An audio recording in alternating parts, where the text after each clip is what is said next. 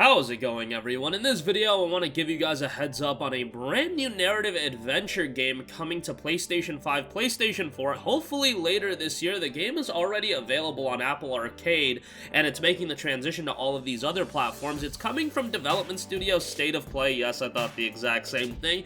And it's being published by 11-Bit Studios. 11-Bit Studios, not only are they a tremendous developer, they've put out This War of Mine and Frostpunk, but they have been publishing some bangers. Children of Morta, Moonlighter, so on and so forth. So hopefully South of the Circle also fits into that category, but this is a game that immediately caught my attention with the art style.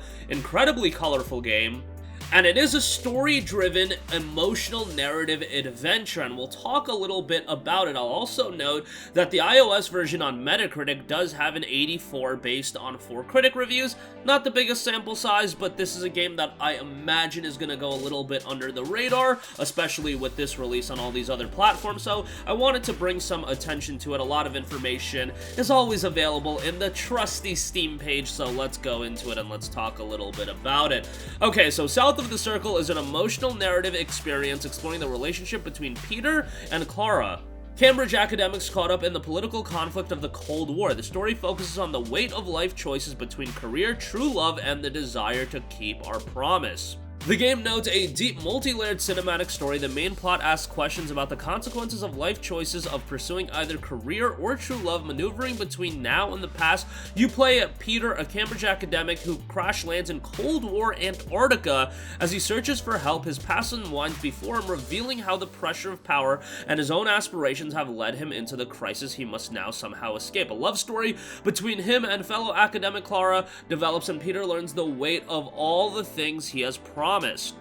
Like memories from childhood, some promises stay with us forever. It's created by BAFTA winner State of Play. The game's beautiful aesthetic and nuanced writing underlines its sweeping cinematic scope. As far as bullet points of what the game is promoting, compelling and immersive narrative with a unique sense of time and place, nuanced emotional choices, fully motion captured performances to achieve emotional realism, rich authentic setting of the historical Cold War era, environmental storytelling woven through the narrative, distinguished and consistent art style, and again, created by the development studio of State of Play, developers of BAFTA-winning Luminous City, BAFTA-nominated Kami 2, and Apple Design Award winner Inks, for audiences that seek emotional and heart-wrenching moments within a game. So, I am more in line of appreciating these story-driven games. I know they're not for everyone. Sometimes they can be a little bit lighter on the gameplay elements, and I really do expect that out of this one, but it also does seem to have an immersive and a gripping story, and I'm always about those emotional stories, especially if they can tug at the heartstrings a little bit, and I'm hoping South of the Circle can do exactly that.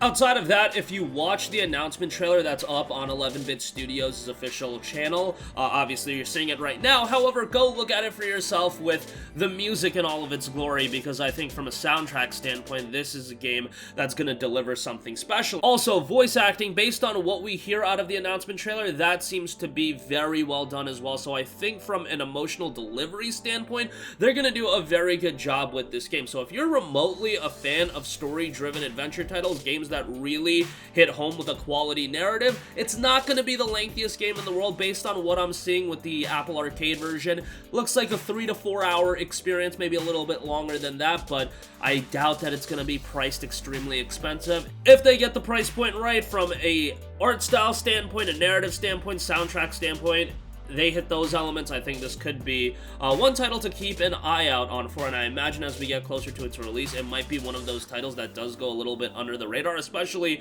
if it's a game that does hit a release sometime in the fall. You guys know a lot of games come out then.